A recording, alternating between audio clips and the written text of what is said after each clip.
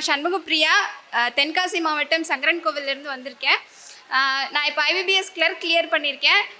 Central bank of India எனக்கு கிடச்சிருக்கு. இதுக்கு முக்கியமான ரீசன் வந்து நான் என் பேரண்ட்ஸ் சொல்லுவேன். ஸோ அவங்களுக்காக தான் நான் இங்கே வந்தேன்.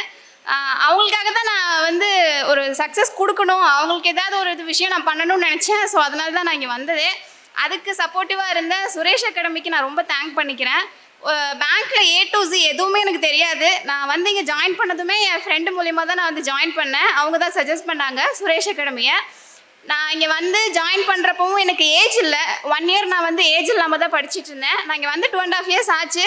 1 இயர் நான் ஏஜ் இல்லாமல் இருந்தேங்கிறதுக்காக கூட எங்கள் வீட்டில் வந்துட்டு போதும்னு சொல்லலை.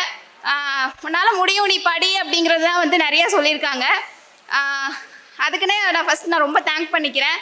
அப்புறம் ராஜா சாருக்கு தேங்க் பண்ண நினைக்கிறேன். ஏன்னா வந்து சார் ஒவ்வொரு டைம் பேசும்போது எனக்கு ரொம்ப மோட்டிவேஷனாக இருக்கும். நான் பயங்கர ஹோம்சிக்கான பர்சன். எனக்கு 2 weeks ஒன்ஸ் வீட்டுக்கு போகலன்னா என்னால் இருக்கவே முடியாது. எனக்கு எந்த ப்ராப்ளமும் இல்லைன்னா நானே க்ரியேட் பண்ணிவிட்டு வீட்டுக்கு போயிடுவேன். ஸோ அந்த மாதிரி ஒரு பொண்ணு தான் நான்.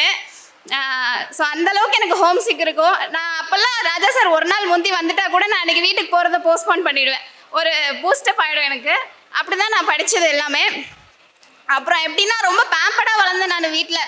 ஒரு சின்ன ஒரு கஷ்டம் கூட பட விட்டது கிடையாது வீட்டில். தம்பி முதற்கொண்டு ரொம்ப பேம்படாக பார்த்துப்பான். என்னை விட அவன் ரொம்ப மெச்சூர்டாக என்னை ஹேண்டில் பண்ணுவான். ஸோ அவனுக்குமே இந்த இடத்துல தேங்க் பண்ணிக்கிறேன். எனக்கு ரொம்ப அந்த அட்மாஸ்பியர் ரொம்பவே புதுசு எனக்கு. நெக்ஸ்ட் வந்து இங்கே நான் ப்ரிலிம்ஸ் பேட்ச் வந்து எனக்கு ரொம்ப ஹெல்ப்ஃபுல்லாக இருந்தது. வெங்கடண்ணாவோட குவான்ஸ் வந்து எனக்கு ரொம்ப ஹெல்ப்ஃபுல்லாக இருந்தது.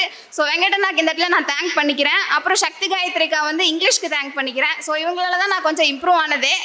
அப்புறமா அப்கிரேடேஷன் டெஸ்ட் மூலயமா சூப்பர் பேட்ச் வந்து ஜாயின் பண்ணேன். சூப்பர் பேட்ச்சில் வந்துட்டு தனசேகர் அண்ணாவோட குவான்ஸு. ஸோ அவங்க ஏன்னா குவான்ஸில் கொஞ்சம் நான் ஸ்ட்ராங் தான். பட் இருந்தாலும் எனக்கு வந்து இந்த ஷார்ட்கட் வந்து எனக்கு நான் பேசிக்ஸ்லேருந்து தான் நான் போடுவேனே. ஷார்ட்கட் அவ்வளோ வராது எனக்கு. ஸோ அதனால் வந்துட்டு இங்கே எனக்கு கிளாஸ் வந்து ரொம்ப எனக்கு யூஸ்ஃபுல்லாக இருந்தது. ஸோ அது கொடுத்து ராஜா சாருக்கு எனக்கு நான் ரொம்ப தேங்க் பண்ணிக்கிறேன். அப்புறம் வந்து ஃபேமிலி ரொம்ப ஒரு சஃபஸ்டிகேட்டடாக லேவிஷான லைஃப் ஸ்டைல் இருந்த ஃபேமிலி தான் என்னோடய ஃபேமிலி. பாஸ்ட் 10 yearsல வந்துட்டு எங்கள் அப்பா அம்மா படாத கஷ்டமே கிடையாது.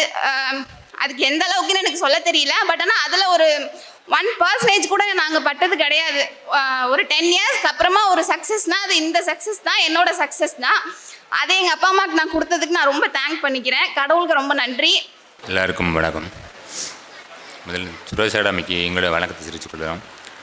அப்புறம் ராஜா சாருக்கு வணக்கம் தெரிவிச்சுக்கிட்டோம். என் பொண்ணு படித்து முடித்த உடனே எதுக்கு படிக்கணும் வைக்கணும் நாங்கள் ஒன்றுமே கேட்கவே இல்லை. பேங்க் எக்ஸாம் படிக்க போனோம், சுரேஷ் அகாடமி போகணுன்னு சொன்னான். உனக்கு என்ன தோணுச்சோ அது நீ தாராளமாக செஞ்சுக்கலாம் அப்படின்னு சொல்லி சொன்னான்.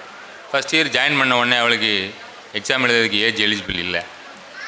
நெக்ஸ்ட் இயர் தான் ஒன்று எழுதுனா அதில் 2.5 மார்க் ஏதோ போயிடுச்சுன்னு நினைக்கிறேன். அப்போ சொன்னால் நீ கஷ்டப்படுறது ஒன்றும் பரவாயில்ல, கொஞ்சம் அதிகமாக கஷ்டப்பட்டா நீ ஜெயிச்சிடலாம். ஸோ அதனால் ஒன்றும் வருத்தப்பட வேண்டாம், நெக்ஸ்ட் இயர் நீ ஜெயிச்சிடலாம் அப்படின்னு சொல்லி சொன்னேன் நான் வந்து. பட் எனக்கு சொன்ன மாதிரி நாங்கள் ரொம்ப வசதியாக வாழ்ந்து ஒரு சக்ஸஸ் கொடுக்குறாங்கன்னா எங்கள் வீட்டில் முத கவர்மெண்ட் ஜாப் என்னுடைய பொண்ணு தான். நானும் படித்து முடிச்சுட்டு கவர்மெண்ட் ஜாப் அன்றைக்கி கிடைக்கக்கூடிய சூழ்நிலை அன்றைக்கி வந்து ரொம்ப சம்பளம் கம்மி. அப்போ நான் எங்கள் வீட்டில் வந்து இந்த சம்பளத்துக்கு நீ வேலைக்கு போகணுங்கிற அவசியம் கிடையாது, உண்டான வேலையை பார்த்தா போதும் அப்படின்னு சொல்லி எங்கள் வீட்டில் சொல்லிட்டாங்க. பட் அது எனக்கு அது அப்போ ஒன்றும் பெருசாக தெரியலை. பட் என் பொண்ணு படிக்கும்போது எனக்கு அந்த வேலையோட அருமை அதுக்கப்புறம் தான் எனக்கே தெரிய ஆரம்பிச்சிச்சு.